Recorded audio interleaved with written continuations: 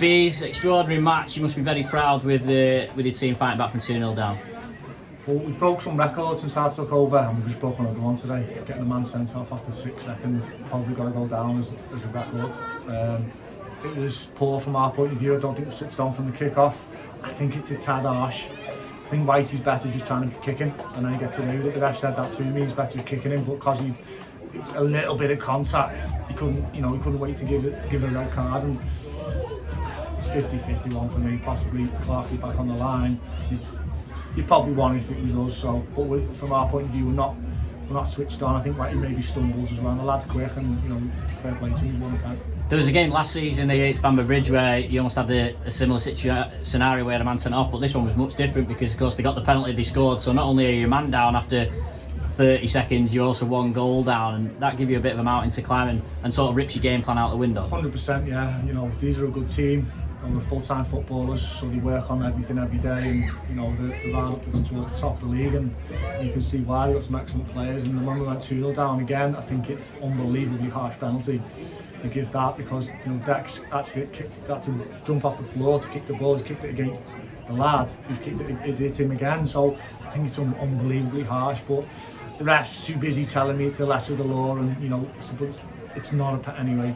The ref is what it is. And then I thought the goal, just what we got back in the game, give us a bit of a lift. And then second half, I thought the lads, the shape from 6 seconds on was magnificent. I thought that the lads would work. You can see stuff we worked on, and the shape was there. And we made it hard for them. And to be fair, a few times they got in the second half, and Dan was there to save us a couple of times. But on another day, we scored in the 95th minute to win.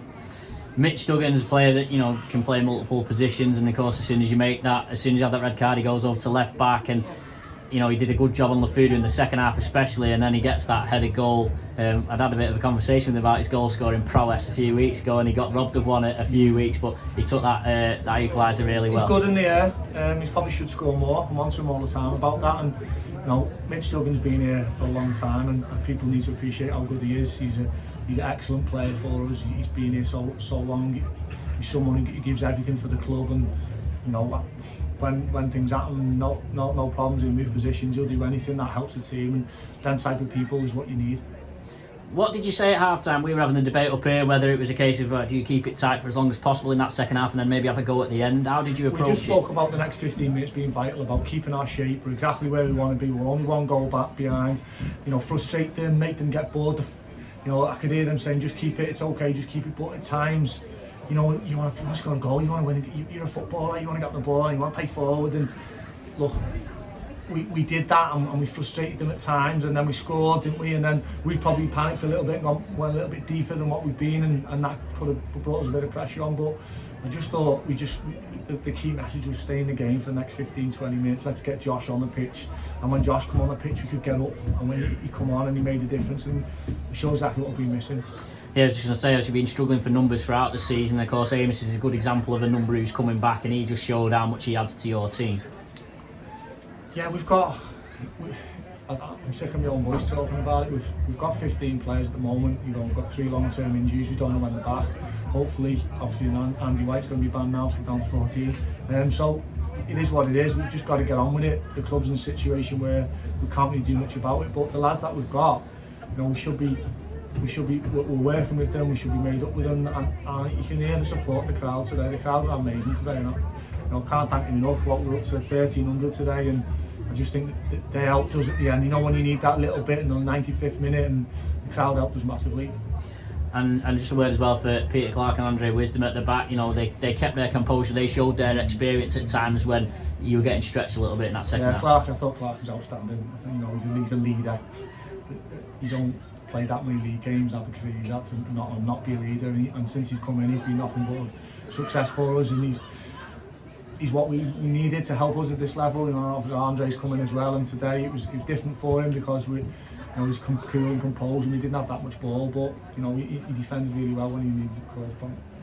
You're just starting to put together a sort of a mini run now, sort of three unbeaten in the league, 4 in all competitions, and your 2 points in the last couple of games have come in adversity, having fallen behind. So can you feel something building? Can you feel momentum starting to build even despite the circumstances? Yeah, I think it's difficult to say. I think it's a bit early. I think